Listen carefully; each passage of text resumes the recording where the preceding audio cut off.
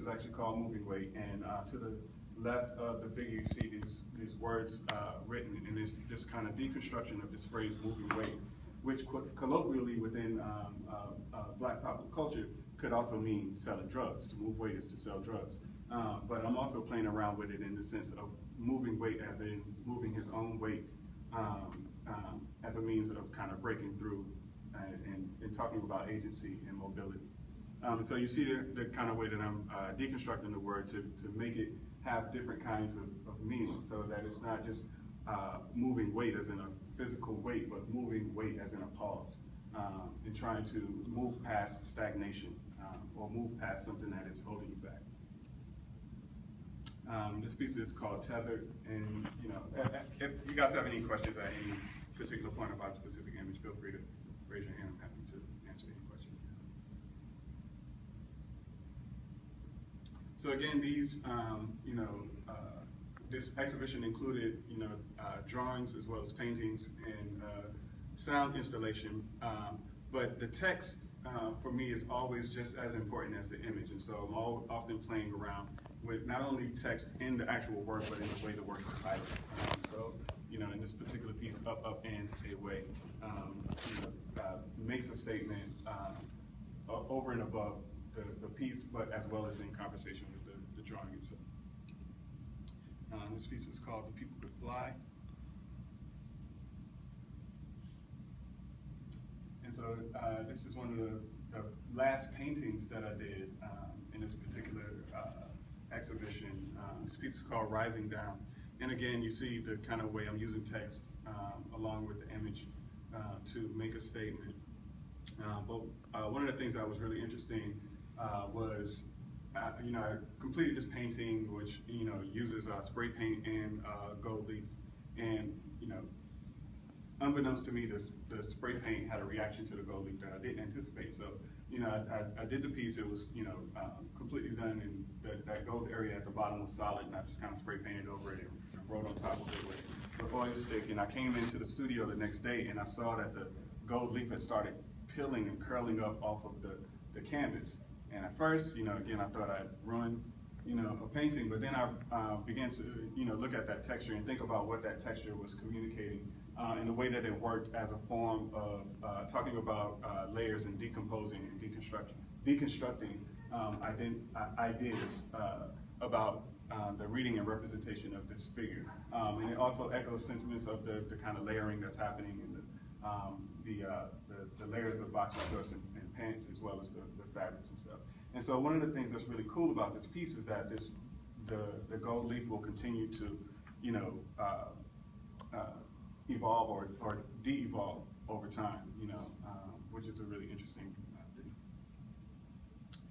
So this piece is called Phoenix, and this was actually the first painting that I did for this series. Phoenix, speaks to this idea of a phoenix kind of rising from its own ashes.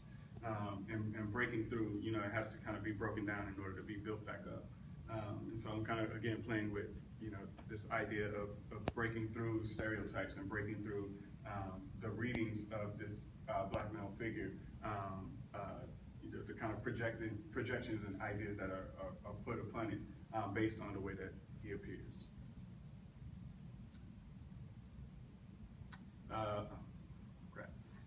So this piece is called Atmospheric Pressure, and I'm sorry, this font didn't transfer over, so let me move this up. And again, just, deconstructing this phrase, atmospheric pressure, and, translated into, atmospherical pressure.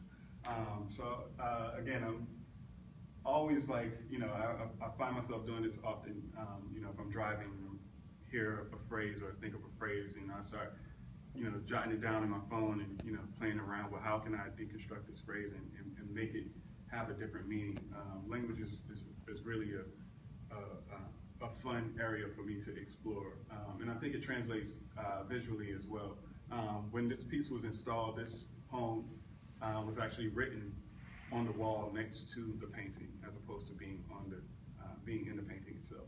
And I think this is always a really interesting kind of dialogue that I have as I'm working is, when is text necessary? When does text actually add something to the visual work, or when does it distract, and how can I continue to keep them in conversation without making it feel like a crutch, not having to write the text on the painting. I think free the painting up to say something, but putting them next to each other also creates a dialogue.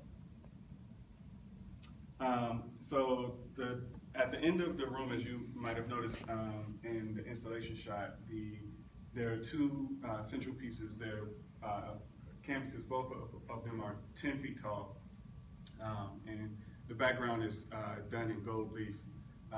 And these pieces were created to be in conversation with the sound piece that I did that was in the center of the room, and I'll play a little bit of that sound piece for you. But the idea around this kind of trinity between these two last paintings, But I'm Still Fly and Black Boy Fly, along with the sound piece, was to create a kind of meditative space. So the sound piece itself is a kind of sound collage that takes elements from various hip hop songs that talk about notions of flight or being fly or flying as a way to transport the viewer to see these figures as something more than tragic, but as escaping their realities and becoming something more, becoming something greater. So the way it was designed is like when you stand in the center of the room, there are these surround sound speakers that are playing the sound collage, and there are sounds coming in at different points from different places that become, like I said, like a meditation as you are studying these two pieces. So while we're looking at this, I'll play a little bit of the sound piece. If I can.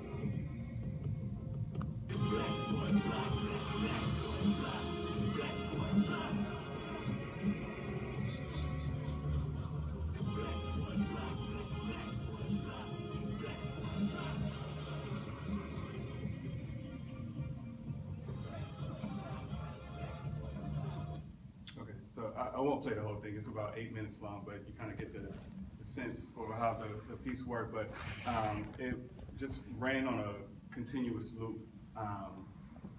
So you would cycle around about every 8 minutes or so. But again, the piece was a collage of sounds, and actually it was pretty cool to hear it in this room because I guess this room is already set up for like surround sound. But it really works best, like if you're listening to it in headphones or listening to it in surround sound, so that you can hear these different pieces coming in from different angles. Sometimes it's behind you, sometimes it's in front of you or to your left and right. That's Gravity in a nutshell. I'll take any questions now that you guys might have. And if you want to see more stuff, we can go to my website and I can show more images from some other projects as well. I have. I really enjoy the sort of struggle and the energy of the drawing. And it reminds me a bit of the Robert Longo pieces of the 1980s. Is there, and your language interpretation is also very vast. I really appreciate the way you play with the language. I'm more curious as to any external influences that you might have.